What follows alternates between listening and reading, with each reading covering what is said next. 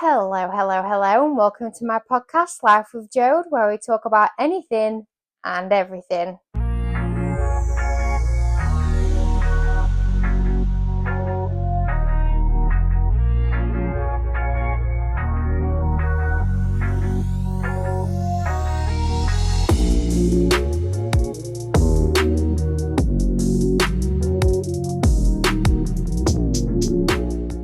On today's episode, we have a lovely co-host, Lauren, who is here to talk to us about her weight loss journey on the weight loss injection Mounjaro.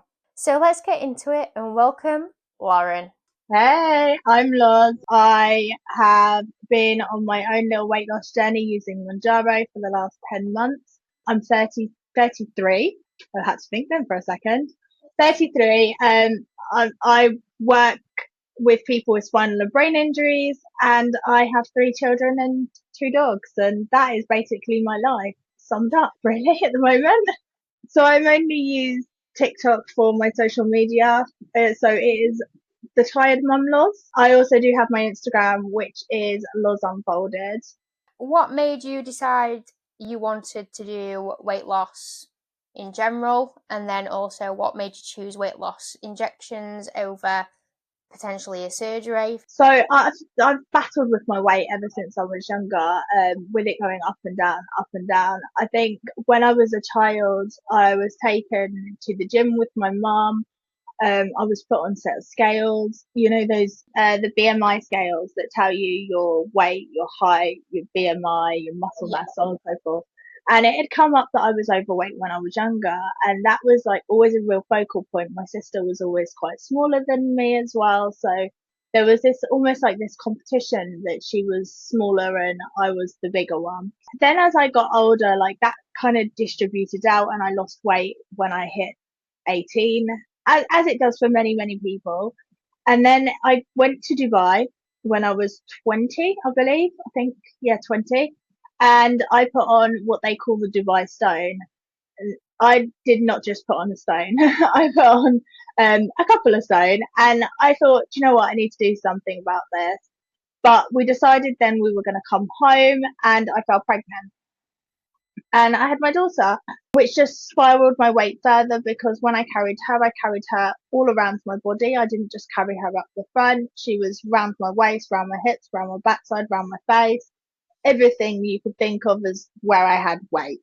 Um, After having her, and I remember looking back on pictures of me blowing bubbles at her, and I was just as round as the bubble. So I didn't really do much about it at that point. I think I just naturally ended up losing weight over a few years, and then I had my second child 6 years later, and I don't remember ballooning up as much with him as I did with my daughter, but I did balloon, and again, didn't really do much about it. And then I fell pregnant again 6 months later after having him.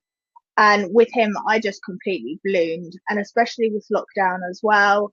It just went spiraling, and I tried doing like throughout the years. I think I'd probably tried to do little bits of diets, like I'd done Juice Plus, I'd done FM do certain weight loss metabolism special shakes. I tried juicing diets, just like little things that I would never really stick to.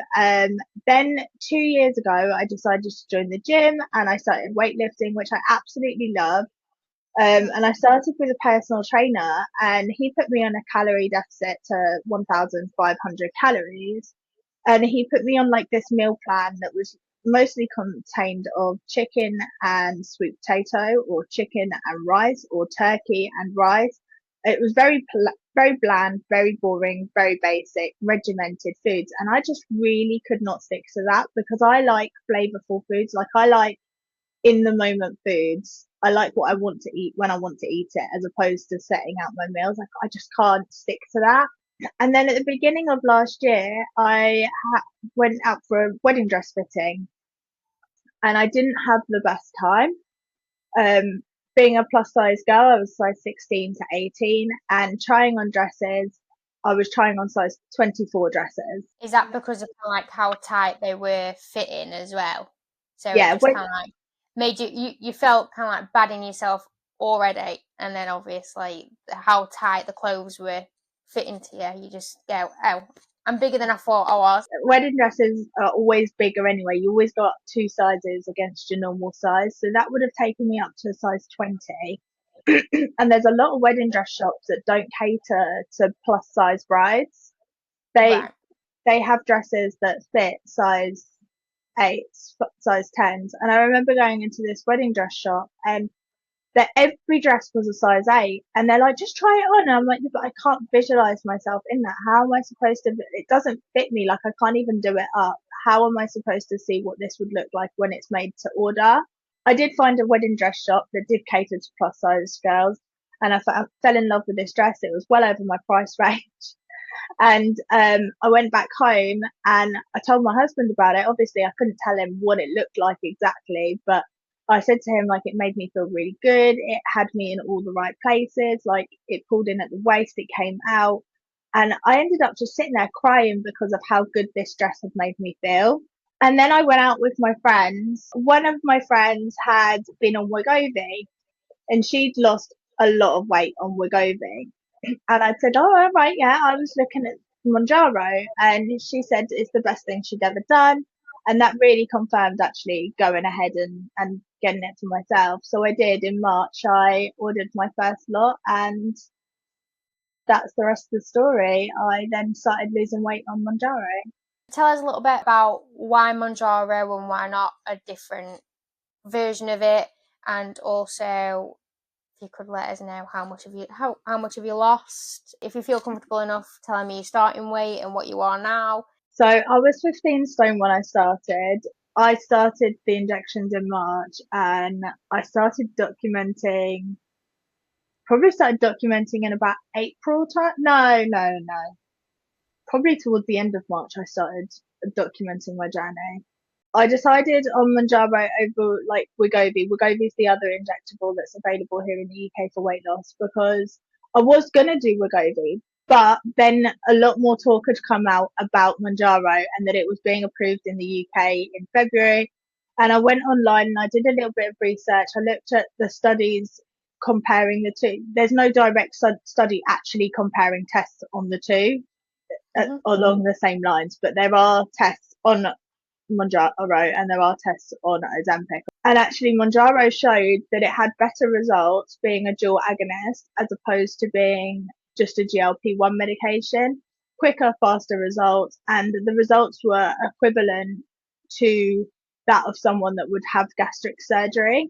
I have actually lost 5.5 stone using Monjaro. I don't have any intentions of losing any more. I'm now 9.5 stone roughly, just under 9.5 stone. And although there's changes to my body I want to make, I can't make that through losing weight. What made you choose injections over kind of like a gastric surgery? I chose a gastric bypass over weight loss injections. I did do weight loss injections around a year after lockdown when I put on loads of weight. I think I put on about 3 stone in lockdown. I tried weight loss injections, although they did work at first. When I started coming off them, the food noise came back, and I think I put on near enough double what I lost, which in the end, which was obviously really depressing because I also spent all that money. Was there a reason why you chose injections over a surgery at all, or did you not really look into it very much? I think surgery is expensive. Surgery is expensive, and being able to afford that all in one hit was one of the main factors as to why I didn't choose surgery.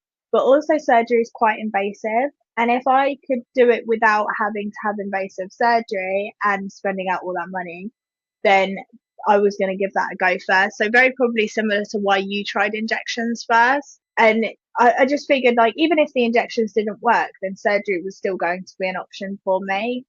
But fortunately for me, they have worked at the moment. I haven't yet come off of them. I am still using 5 milligrams as a maintenance dose. You know, I would like to try without them at some point. I don't feel ready yet, but I would like to see whether I can maintain without. And if I'm not able to maintain without, then I'll either be on the medication for life or potentially look down the route of having surgery. But think I don't know whether there's like a minimum weight you can actually qualify for surgery.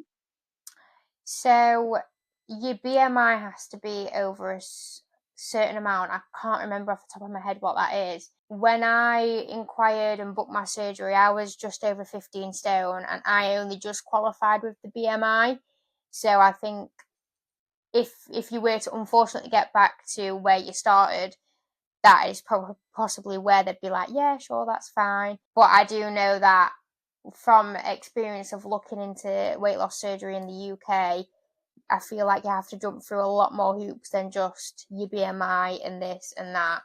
Whereas kind of like places like Turkey, as long as you have a BMI, you've tried different weight loss techniques and stuff like that and it's not worked, then they're more than happy to bring you over and do what's needed to help you out for a better life for you. How has losing your weight affected your day-to-day life, friendships, family, work life, physical changes? Losing weight, I spend a lot more time on TikTok. Well, I was about to say that, yeah, because every time I'm at work, it'll go, oh, Lozzie's on a live. I'm like, already? I don't even know how that transpired. I watched someone on TikTok who'd done really, like, they'd started at the same time as me and they decided to document their journey and start with lives on TikTok. And I thought, you know what? There's quite a few people that are interested in this. Like, maybe I'll do the same. So I did. I started off like really, I wasn't very confident at that time. I did not want to be sitting on live talking to myself. So it took me ages to actually muscle up the courage to actually do a live video. But then when I did start doing lives, I had like 100+ people coming into my room. And I thought, wow, this is crazy. Like I was keeping up with the comments. I was needing to add moderators and it had gone mental. And then my TikTok account just started growing and growing. And then I think I just got a little bit addicted to, you start chasing that 10,000 followers because you want to then enter the creator fund and you become ambitious for that creator lifestyle type thing. And I don't want a creator lifestyle. That's not what I'm after. But I suddenly started thinking like, actually, I am kind of helping people here. Like I'm giving people a little bit of knowledge about the medication itself, based on my own experiences. But I'm also advocating for safe use of the medication. Like, I don't advocate for people using it as a quick fix. I don't advocate for people using it who they don't qualify for it. Yeah. So I don't advocate for that. And I try really hard to make sure that I talk about the safe uses of the medication on my lives. I stay clear of talking about negative things. And although that may seem like I'm glamorizing the medication, I don't feel I am because I do always sit there and say, like, there are side effects to the medication. It needs to be thought about. You need to think about what it is that you're doing. It kind of has to be one of your last resorts after diet and exercise. So, and I think the community that I speak to are mostly on the medication themselves or are actually thinking about it and want to research more about it, which is why they've stumbled across my page. So yeah, it's brought out massive amount of confidence. If I look back on the videos that I posted before I'd lost weight compared to now, I'm a lot more confident, especially in front of the camera. At work, it's not really changed much. I think it's made me not want to be in work and focus more on social media. But aside from that, I still go to work. Nothing's changed at work. I haven't had any sickness at work through using the medication. I've been very fortunate with my side effects, very minimal, and it's not really affected my day to day life. Friendships, I wouldn't say that it's affected so much. I think the people that you meet online, the people that you don't know, support you better than your friends. Definitely. And I've definitely found that throughout this journey. One of my friends didn't know anything about the injections. I told her that I was going on them and she kind of just let it go over her head until one of her friends actually started speaking to her and said, oh, I saw Loz and she's lost a lot of weight. She looks incredible. And she then turned around to her friend and was like, oh yeah, she's using injections to lose weight. And then her friend started to give her doubts on the injection. She was like, oh, well, she's going to gain it all back when she comes off those injections. And that's when my friend started to pick up an interest to it. She was like, oh, you're going to fail. I'm now interested in that. Like, I don't think she meant it like that, but that's the general curiosity that comes with human nature. human nature is to pick up on negatives on things, not about the positives, it's about the negatives. And as soon as you spark interest about negative things, you're sparking an interest. But as a friend, she should have gone, oh, well, let her crack on. But it didn't make her question about it and want to learn about it and speak about it. And I'm glad she did, because she now can understand why I've done it, and she's watching my progress now as well, and she is supporting me through it, which I love. But if I ever go to her house, the first thing she offers me is still a biscuit. No, I go to my partner's grandparents' house, and they've kind of like I think they saw me when I was my biggest, and then they saw me now. Every time I walk through the door, I know it's kind of like some people just don't filter. It's grandma, lovely, lovely woman, but as soon as I walk through the door, she goes, "You don't need to be losing any more weight." And then there was one day I was exhausted after a shift. I took all my makeup off. I hadn't actually eaten much that day because my appetite just wasn't there. And I walked through the door and she goes, "You don't look very well." I was just like, "I'm just tired." And she goes, "I think you need to start eating more." And I was like, "Yeah, thanks. I feel like rubbish because I'm tired, and now you're just adding this on." I was like, "Don't be like this, no." I think when you lose weight, people do have a certain opinion, don't they? That every time you look poorly, it's because you've lost weight. It's not because Yeah, there are general illnesses out there, colds, flus, generally being tired. Because I mean, I don't know what you do for work or how many hours you do, but especially after a night shift for me, I look like I've just crawled out of a grave. I look pale, I've got black eyes, and I look absolutely knackered. And was it someone put on my video? Yes, I literally got a comment on my video. It's like, no disrespect, and I'm just curious, but you look a little bit grey. I was like, what? I look grey. okay. Thanks for that Yeah, comment. We didn't need it. Some yeah. opinions can be kept to themselves. People will just pick up on those negatives, and I'm sure a lot of it is jealousy.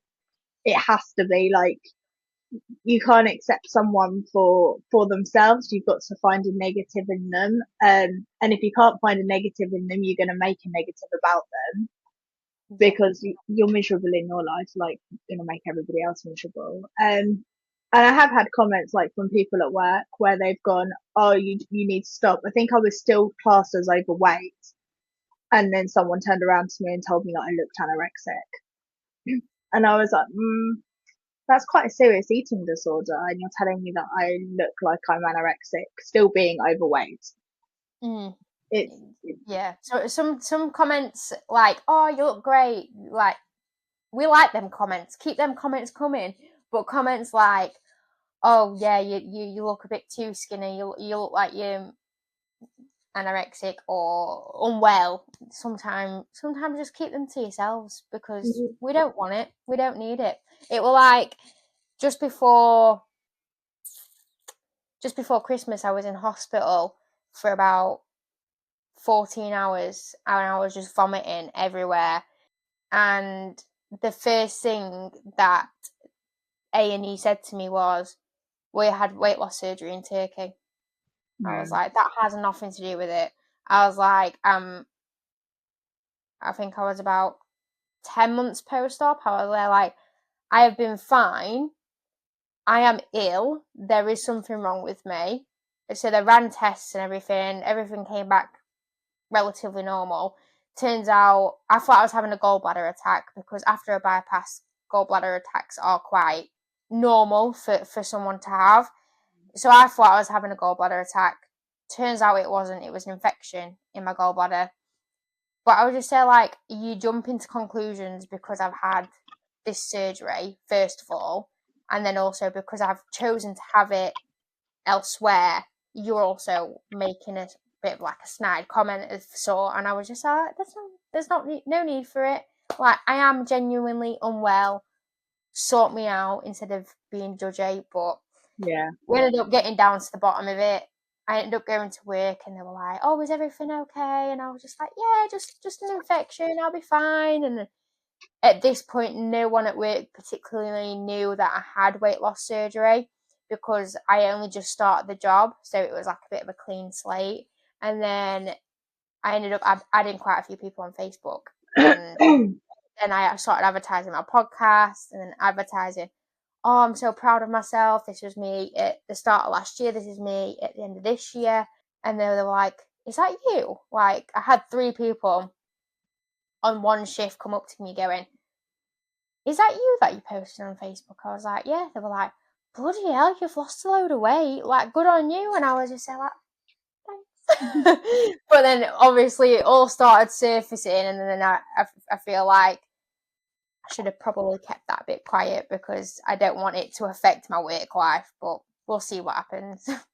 Well, I think like you've chosen to do the podcast, which means you want to spread awareness on the situation of weight loss and diet and exercise. Although it's probably the best route to go down if you can do it that way, Yeah, at that first, yeah. actually there are other options out there for other people. That and I think going back to what you were saying about the NHS and how they treat you when you've had surgery elsewhere, whether that's weight loss surgery or whether you've had skin removal surgery or you've had your breasts done over in Turkey, for instance, the stigma that comes with that from the NHS as well. Not only do you get stigma because you've chosen to do something in a way that's not normalized, Yeah. maybe, but you've also then gone somewhere else because it's cheaper. And I mean, if the UK made it more affordable to be able to do that in the UK, because how come it is so much more affordable over there?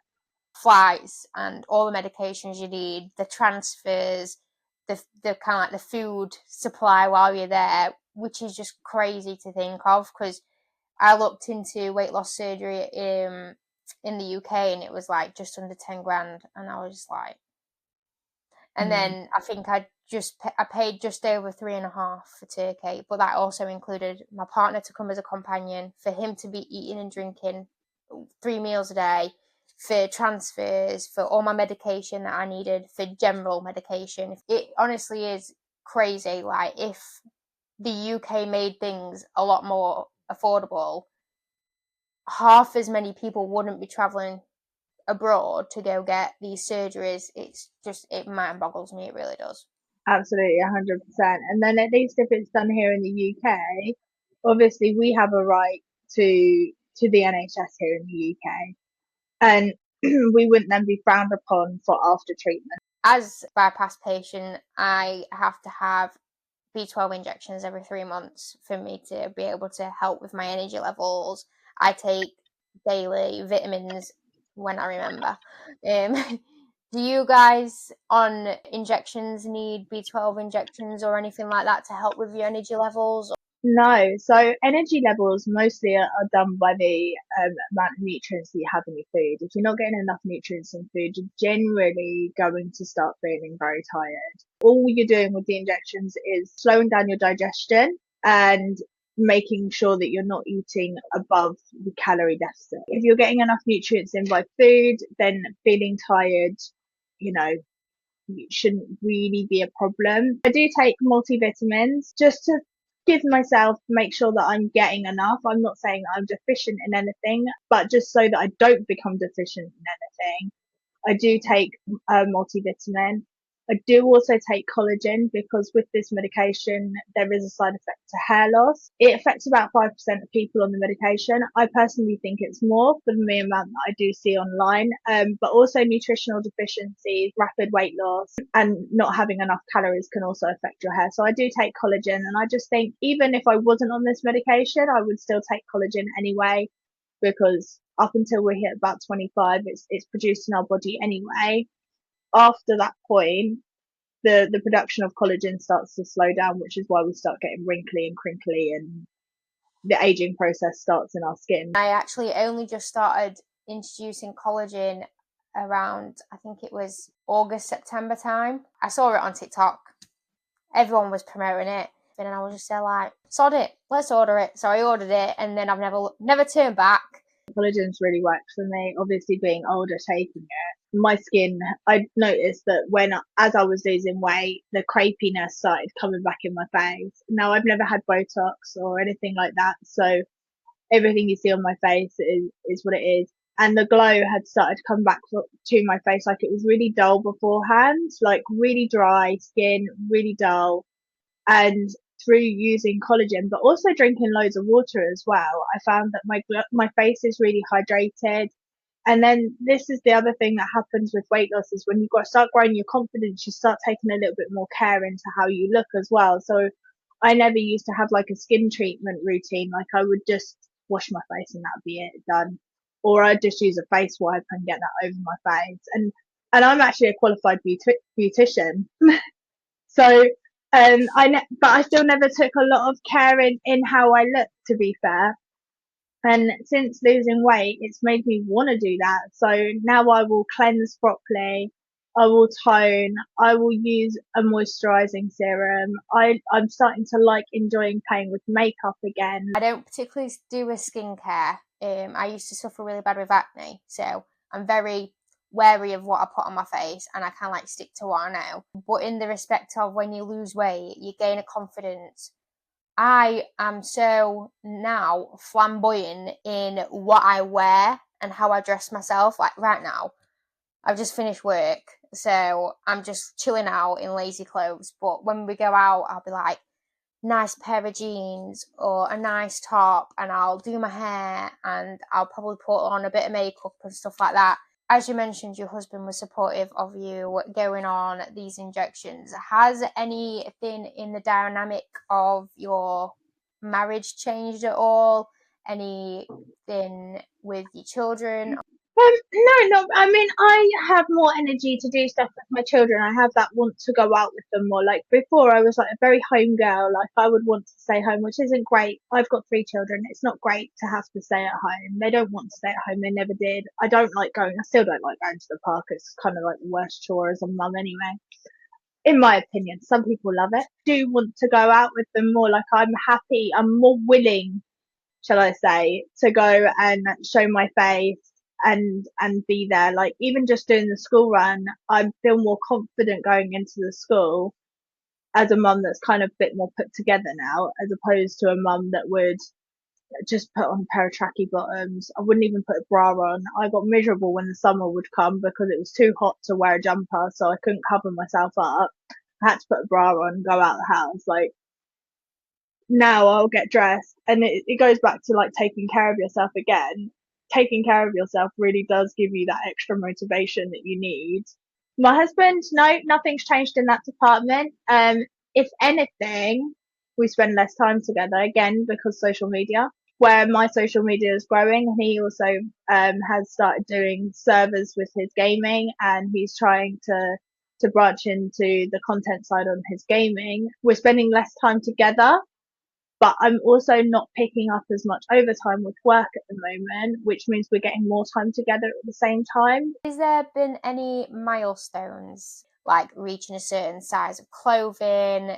There's a lot of people, especially myself, when I started losing weight and I went on holiday and the seatbelt fit and you had extra, like that was a milestone for me. Has there ever been anything like that for you at all? Well, going on holiday would be nice. I haven't actually been on holiday yet to try that out. I think one of the things that again, I haven't tried it out yet, but there's a little park. It's like a zoo, but it's got like rides in there, for the children. And I remember sitting on one of the rides and thinking, oh my God, this is barely getting down anymore. And I'm looking forward to, in the summer, sitting on that ride and going, oh my God, there's too much room here. Um, so that will be a milestone when I reach it, but I do know that I will reach that, and I've reached that, just haven't actually done it yet. I think just dropping the dress sizes, that was a big one for me, because it took so long to drop a dress size. Simply just going from that size 18, 16 down into that 14, and then once that dress size started dropping off, they started dropping off quite quickly.